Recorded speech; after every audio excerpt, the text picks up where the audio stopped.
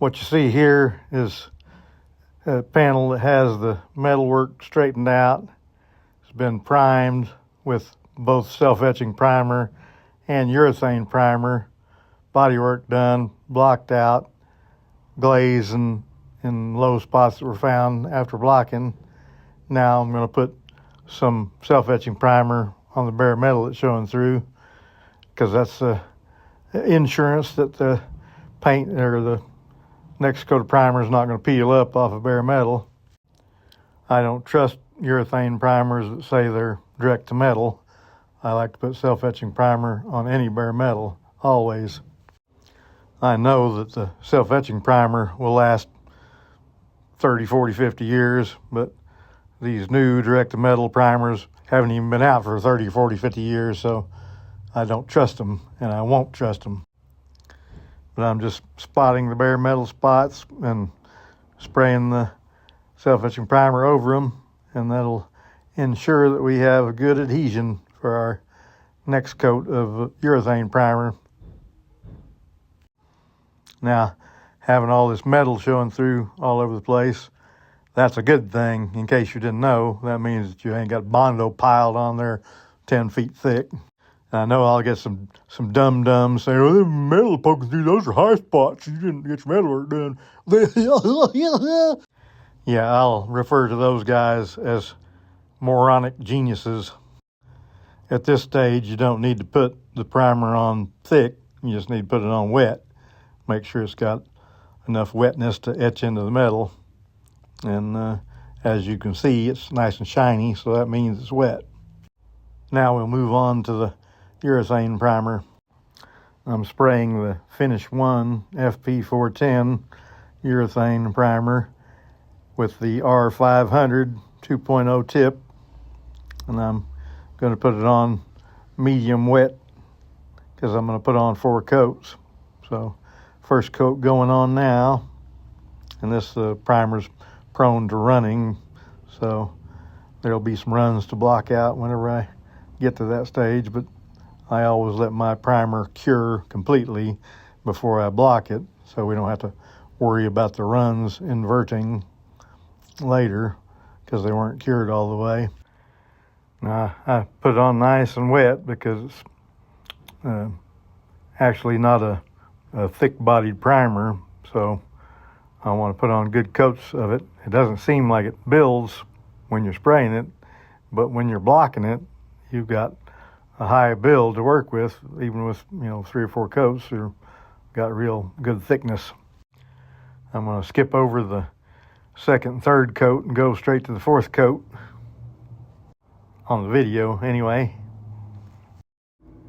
And I'm going to lay the 4th coat on wet. I'm going to pour it on. It'll probably have some extra juicy runs on this coat, but I want it to be smooth so I can spray my black on it and look at it when it's done, see where I might want to spend extra time blocking or block a certain way to get a desired result.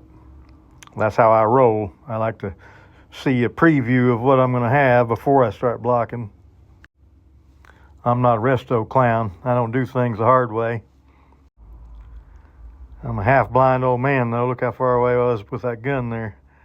That's too far away, but oh well. That's the way it goes. I'm putting it on wet, so it don't matter. There's no big cloud of overspray in the air, so well, I guess if I got it a lot closer, it would probably run, so it's not that bad. I think I'm just over projecting on it. I think it's just fine. But my depth perception is virtually 0, so if you see me getting close and getting far away, then you know that's the cause of it, that I can't see what in the world I'm doing. I can see stuff when I'm blocking and stuff like that because I'm not having to move, but my vision is like a half second behind what I'm actually looking at, so that's what makes it hard for me to paint because I can't tell exactly what I got going on. Thank God I got backup painters to come spray my paint for me on everything. I'll probably paint this car myself because it's white, and I am going to buff it so I can put the clear coat on medium wet, not dripping, soaking wet, and then sand it with 2000 and buff it out. And, we're trying to make a factory-looking car. It'll be a little better looking than the factory, but we're not going to Rembrandt it with a 5-step sanding process and super flat mirror finish and all that. It's going to be a resto type paint job to get it looking factory, and at least as good as it did when it was new, and just a little bit better. Now I've rinsed out my gun, and I'm going to spray my mixture of cheap base coat black with the lacquer thinner, and that's just so I can look at it and see what spots need various types of blocking, like the curved areas. I'll be blocking them with round block this time, and I'll see if I need to spend extra time in any certain area of any of the curved spots. It's only had one blocking, so there's going to be stuff that I'll want to block out, I'm sure. When I spray this thin coat on there nice and wet like paint, so they'll have something to look at. You want it to be fairly shiny so you can see what it is you're trying to see. And I'm looking at the reverse curves areas up on top of the fenders and there above the tire and stuff like that. I want to get a good look at those, because those are the spots that you need to carefully block and make sure you keep that valley moving in the right direction as you look down it. And on the sides of the fenders, now I won't say any more. I'll let you guys tell me in the comments what you see and what you think I need to do. Because I'm bad, you know it, ham on. And I'm bad, you know it.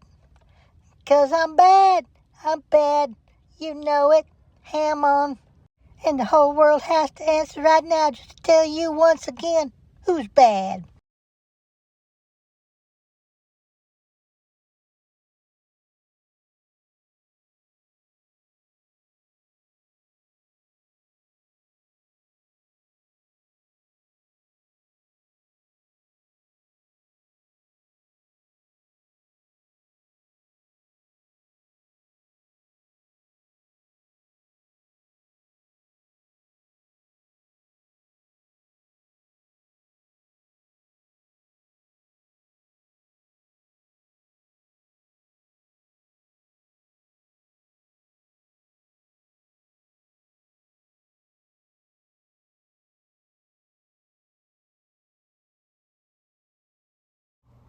Y'all please touch my like thingy and share my shizzle. And subscribe, damn it!